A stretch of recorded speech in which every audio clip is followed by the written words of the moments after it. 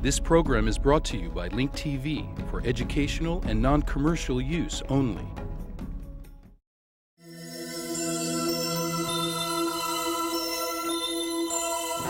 Mosaic, a daily news program from Link TV, presents a selection of news reports from independent and state-controlled broadcasters from throughout the Middle East.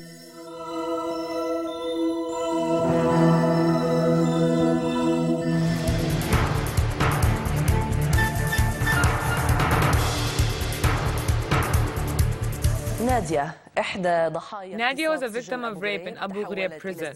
She then turned into a suicide bomber on the same road where she was abducted. قصتها كآلاف القصص التي تسللت من خلف قضبان سجن أبو غريب الظالم. Her story was similar to thousands of other stories that took place behind the walls of the oppressing Abu Ghraib prison. Nadia was an Iraqi prisoner who was released from the Abu Ghraib prison, who then found herself in a larger prison. She had to face the perspective of tribes who do not believe that rape is an act of hate and violence. اعتقالها العشوائي من قبل جيش الاحتلال الأمريكي خلال زيارتها إحدى قريباتها وعن معاناتها في Nadia, the martyr, spoke about a year ago to the Al-Wasat newspaper. She talked about her random arrest by U.S. soldiers while she was visiting one of her relatives. She also spoke about her struggle while in prison. The bad smell and the oppression of the cell she was imprisoned in was much easier for her than everything else she had to face on a daily basis. The crisis began when a U.S. female soldier started beating her for more than 1 hour. The soldier then forced her to drink a glass of water that had a tranquilizer in it. Nadia then passed out and did not wake up for 2 days. When she woke up, she found herself undressed. She then realized that she had been raped. She became hysterical and began to bang her head very hard against the walls. Then 5 soldiers came and started beating her and laughing at her while very loud music was playing in the background. As the days passed, they raped her over and over again. Every time they would use different brutal methods to rape her. The atrocious occupation reached a point where they were raping her more than 10 times a day, which ultimately affected her health. She had scars from their nails, teeth, and cigarette burns were all over her body. One day, a soldier named Mary made Nadia watch a video of her being raped. The soldier kept repeating, "You were born so we could have fun with you." Nadia then attacked the soldier and beat her. If it were not for the other soldiers' interference, she would have killed her. هجمت نادية على المجندة ولولا تدخل الجنود لقتلتها وما إن تركوها حتى انهالت. After a month, they gave her back the clothes she was wearing when she got arrested and threw her on the freeway that connects to the city of Abu Ghraib. She had 10,000 Iraqi dinars with her. Nadia was scared of her parents' reaction, so she asked a relative about them, and she was told that her brother had held a funeral for her about 4 months ago and considered her to be dead. مجلس عزاء قبل أكثر من 4 أشهر واعتبرها ميتة. ففهمت نادية أن Nadia then understood that if she returned, she would then be a victim of an honor killing. She then felt very sad and bitter. She asked herself, who will make me feel better? What did I do wrong to deserve this? What did my family and tribe do to deserve this? And there is a fetus inside of me that I do not know to whom it belongs. Today, Nadia is a martyr. She was one of the female suicide bombers who attacked U.S. military patrol units in the Abu Ghraib area, where she was originally raped. Perhaps none of the soldiers who were killed that day had raped Nadia.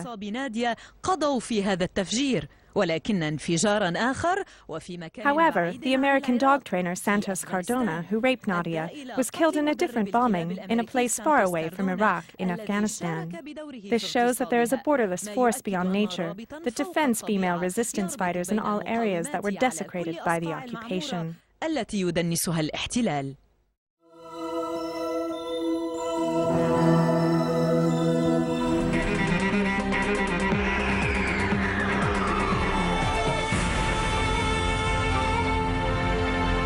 تطور جديد أيضا مهم جدا كان هذا الأسبوع شهده هذا الأسبوع طبعا تمثل بمسألة قطع العلاقات بين المغرب وإيران. Another important event that took place this week is Morocco's decision to cut ties with Iran.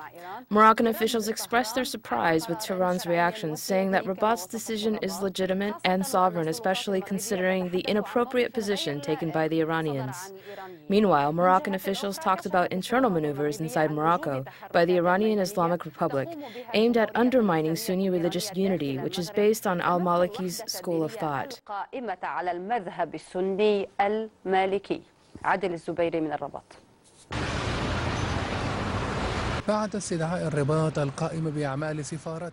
Rabat called the Iranian ambassador and gave Tehran 1 week to clarify its position. However, according to Rabat, Tehran did not bother to respond. Iran singled out Morocco among other Arab countries that declared their solidarity with Bahrain. Morocco rejected this behavior by Iran and announced that the Moroccan kingdom had been singled out by Iran.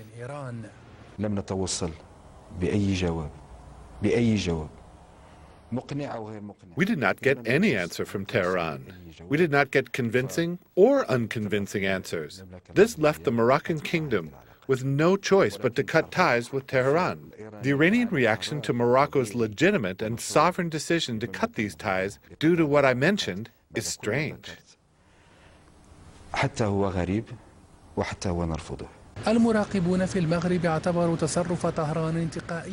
Political observers in Morocco said that Tehran's decision singled out Morocco's sovereign decision to declare its solidarity with Bahrain. A statement from the Moroccan Foreign Ministry said that Iran has been trying to spread Shiism in Morocco, which was supported by unofficial reports in the Moroccan press. We try very hard not to intervene in the affairs of Arab and Muslim countries. The internal affairs of countries do not concern us.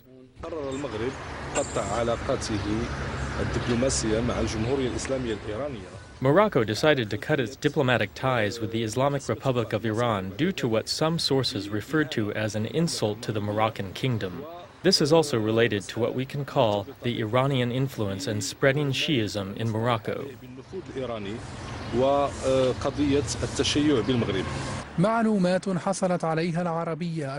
Al-Arabiya obtained information indicating that Iranian officials had said that the Moroccan king Mohammed VI made mistakes in his letter to the king of Bahrain. According to political observers, Rabat cut its ties with Tehran in response to what it described as an insult and a lack of respect to Morocco and its king. Adel al-Zubairi, Al-Arabiya, Al-Rabat.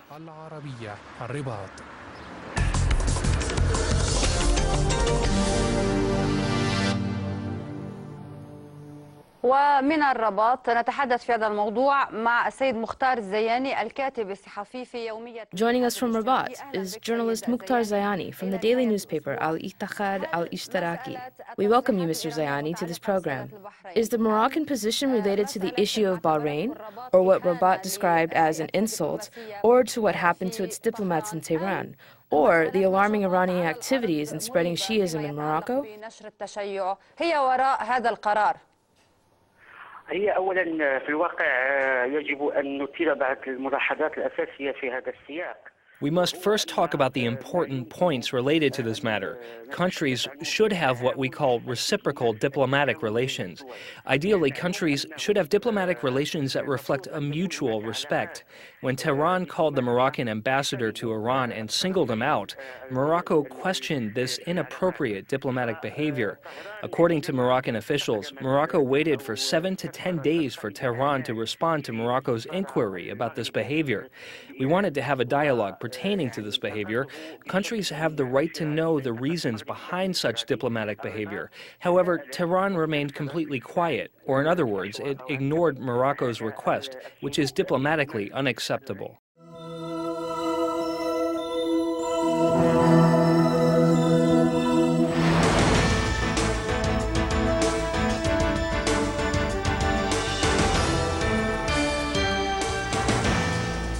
وأبدأ معك دكتور أحمد الطيبي. أنا أريد أن أبدأ بسؤال يعني مختلف قليلا. I will begin with you, Dr. Ahmed al-Tibi.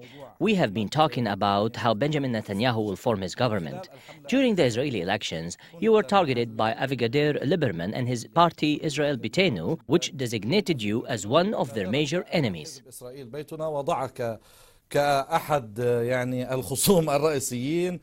Lieberman showed pictures of you with Arafat and shaking hands with Dr. Abdulaziz Rantisi in Gaza. يدا بيد مع الدكتور عبد العزيز رنتيسي في قطاع غزة. Now, this man who incited the Israelis against you will become the Israeli foreign minister. What do you predict will happen in the future? تتوقع دكتور طيبي. ما من شك أن ليبرمان وحزب إسرائيل بيتنا استعملوا الهجوم على Without a doubt, the attacks by Avigdor Lieberman and his party, Israel Beitenu, on Arab Israelis and their leaders is like having a winning card. The elections were held at a time when animosity against anything Arabic was high. After the war on Gaza, right-wing and extremist ideologies grew among the Israeli society, which tends to lean to the right to begin with. However, during wars and military confrontations, the Israeli society leans even more towards extremism and animosity against anything Arabic and Palestinian. Arab Israelis, who make up 20% of the Israeli society, are viewed as an easy target for political attacks. Arab Israelis are demonized, which makes them easy targets. This explains why I was personally attacked and why the Arab populations were also attacked. Denying Arab Israelis the right of citizenship is a fascist ideology. In general, demanding that Arab Israelis have absolute loyalty to the state is indicative of fascism, especially when considering that we are talking about a state that discriminates against its Arab citizens. Therefore, politicians, thinkers, writers, and intellectuals, both in Israel and outside, have begun talking about the growing fascism in Israel. In the past, I said that racism against Arab Israelis became a major trend in Israeli society. تنامي ظاهرة الفاشية في إسرائيل. في الماضي أنا قلت أن العنصرية أصبحت تيارا مركزيا في المجتمع الإسرائيلي. Fascism is represented in the so-called Israel Beitenu party. I say that the more accurate name that describes this party is the fascist party in Israel, led by Lieberman. Perhaps it is equivalent to the Austrian party of Jörg Haider and France's National Front Party, headed by Jean-Marie Le Pen. These two are known fascists, and the world has taken a strong position against them. ولكن هناك ميزة بين هلالين للفاشية الإسرائيلية. However, fascism in Israel is unique because while Haider and Le Pen are fascist against immigrants and foreigners, Lieberman's fascism is against the native Palestinian population, and he won the support of Israeli voters because of it. This shows the European double standard. They boycotted Austria for electing Jörg Haider not as a government official, but rather as a party leader. In fact, Israel was one of the leading countries who supported the boycott against Haider. بسبب انتخاب يورغ هايدر ليس عضوا في حكومة وإنما رئيسا لحزب وإسرائيل كانت Therefore, we demand the boycott of any Israeli government that includes Lieberman or any other member of Israel Beitenu. Regrettably, Hillary Clinton responded by saying that she will cooperate and stand behind any Israeli government. تتعامل وتقف إلى جانب كل حكومة يتم تشكيلها في إسرائيل.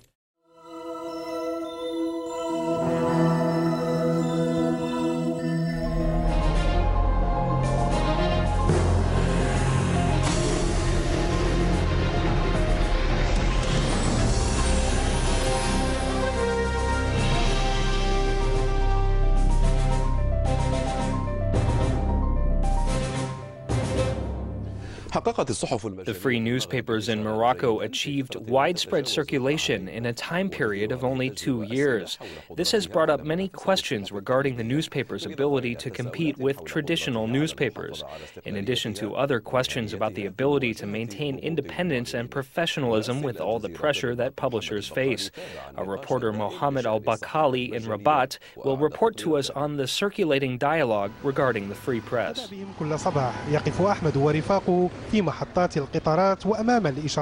Every morning, Mohammed and his friends stand in front of train stations, traffic lights, and crowds they find giving out free newspapers. This idea is really nice for those who do not want to pay for a newspaper every time they want to read the news.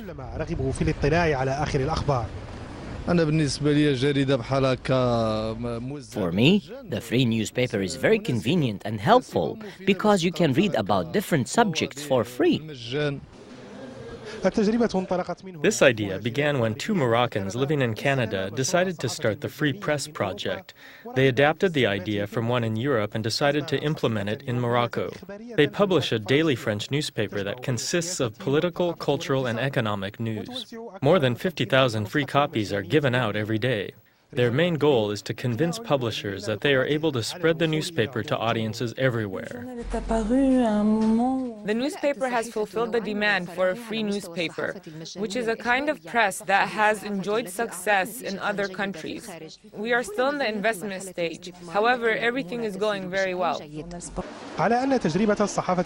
The free press experience in Morocco was welcomed by the general population, which tends to be low income. However, it generated a great deal of controversy pertaining to its professionalism and its ability to compete with the written press that is not free. The free press is raising questions about its ability to influence its audience, considering that Moroccan culture looks down at things that are free.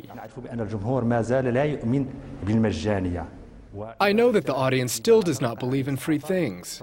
Therefore, if they receive this kind of free press, they may or may not read it. This is why there's competition with other forms of press in Morocco. Although the free press is exploring new horizons in media, especially by enlarging the number of its readers, it does still face challenges in maintaining its independence from influential financial centers. Mahmoud al-Bakali, Al Jazeera, from Al Rabat.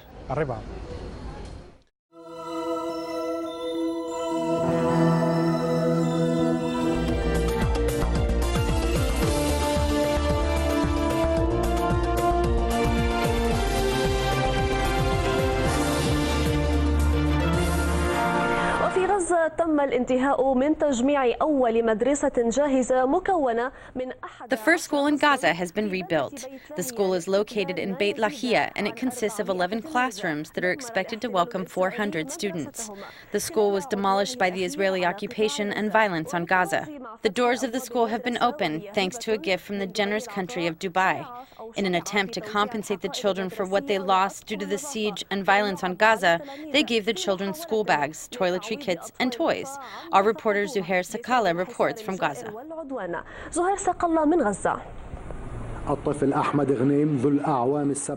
Ahmed Ghanim is only 7 years old and he's now disabled and in a wheelchair.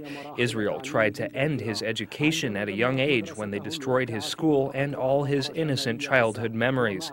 The school was located in the At-Atra neighborhood in northern Gaza. This is when the generous Dubai organization extended its hand quickly to rebuild a temporary new school for the students whose school was demolished. We were directed by His Highness Sheikh Khalifa bin Zayed, the president of the country, and His Highness Sheikh Mohammed bin Ratib, the vice president of the country, to support our brothers in the Gaza Strip. We chose this location because there was a school here that was demolished. The children were very happy today because they have a new school in the place of their old school that was demolished.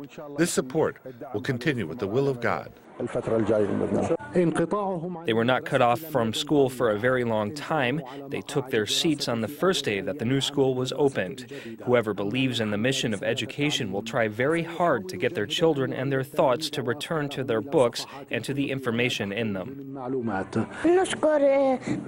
We thank the generous Dubai organization for building us a school. We have classrooms now that we can study in. We will never stop studying. We must get our education, even if we were to get it under a tree. This is proof that they are concerned with the Palestinian people. We thank them for their concern, and we ask them for more. Building the new school was not the only thing they did. They gave students gifts to help them overcome the poverty that was created by the occupation and the siege. 50,000 school bags with school supplies were given out, along with 50,000 toiletry bags with personal hygiene kits. The United Arab Emirates has left many handprints in Gaza that are impossible to remove, and this school is one example. The school was built in Beit Lahia, which is a devastated area. However, this reassures people that destruction and damage does not stop life from moving forward as long as there is a generous and giving hand. Zuhair Sakala, Dubai TV, Beit Lahia in northern Gaza. A U.S. official believes that Iran has obtained enough nuclear material to make a bomb. Israel is believed to have the Middle East's only nuclear arsenal, though it has never acknowledged such a program. Why does Iran pursue a nuclear bomb? And will Iran come out of the nuclear closet? Answers to these questions and more on Link TV's Mosaic Intelligence Report. In a televised interview last week, U.S. Joint Chiefs of Staff Admiral Mike Mullen said that the U.S. believes Iran has obtained enough nuclear material to make a bomb. They're not close to a stockpile. They're not close to a weapon at this point. Hours later, U.S. Defense Secretary Robert Gates said that Iran was in fact not close to having a nuclear weapon. Iran now has enough low-enriched uranium to make one atomic bomb, at least theoretically. According to Israel's top military intelligence officer, Major General Amos Yadlin, Iran had crossed the threshold and had the expertise and materials required to produce nuclear weapons. He announced this on the same day that Iran tested a precision air-to-surface missile with a 70-mile range, a weapon that would give it the ability to threaten U.S. and other ships operating in the Persian Gulf. Israel is believed to have the Middle East's only nuclear arsenal, though it has never acknowledged such a program. The Jewish state has long denounced Iran's nuclear program as a threat to its existence and also cites remarks made by Iranian President Mahmoud Ahmadinejad saying Israel should be wiped off the map. Why does Iran pursue a nuclear bomb? Contrary to popular conception, the Iranian nuclear program is nothing new. It began in the Shah's era in the 1960s under the auspices of the United States. Iran's first nuclear research center was equipped with a US-supplied 5-megawatt nuclear research reactor. At the time, the Shah had plans to build as many as 23 nuclear power stations across the country with the help from the United States. Meanwhile, Israel's nuclear ambition practically began at the creation of the state. In 1949, Hamed Gimel, a special unit of the Israeli Defense Forces Science Corps, began a geological survey in the Negev desert in search of uranium reserves. If the Israeli nuclear program grew out of fear of its neighbors, from where does Iran's justification come? On September 22, 1980, following a long history of border disputes, Iraq invaded Iran. The war lasted 8 years, claimed 1 million casualties, and cost over $1 trillion. The majority of Arab nations supported Saddam's regime both financially and militarily. The similarities between Iran's and Israel's desire for nuclear dominance can also be seen in Iran's President Mahmoud Ahmadinejad's claim that Iran is developing its nuclear program for peaceful purposes. That assertion brings to mind David Ben-Gurion's own December of 1960, when U-2 spy planes identified Dimona as an Israeli nuclear site. Ben-Gurion claimed that it was only a nuclear research center built for peaceful purposes. It is only a matter of time for Iran to come out of the closet and surprise the world with a nuclear test similar to what Pakistan did a few years back to challenge India's nuclear dominance. This will only happen when Iran has more than one nuclear bomb, which it might already have by now. We are working with European allies to make clear to the Iranian regime that it must give up its uranium enrichment program and any plutonium reprocessing and end its support for terror. It is convenient to characterize possession of nuclear capability as benevolent when it is we or our allies who are being questioned. But it is unrealistic to expect some nations to lay down their arms and make themselves vulnerable to others who will not. I'm Jamal Dajani for the Mosaic Intelligence Report. To learn more about this program or to share your thoughts, visit us at linktv.org/mir. You can also read my blog on the Huffington Post.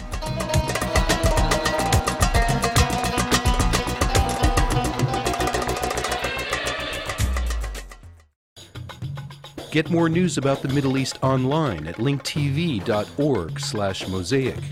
The Mosaic webpage offers a complete archive of Mosaic programs, program transcripts, the Mosaic video podcast, and the Mosaic Intelligence Report, a weekly analysis of the hottest stories from the Middle East. The views expressed on Mosaic are those of the participating broadcasters, not Link TV or its sponsors. The production of Mosaic is made possible with the support of viewers like you. Thank you.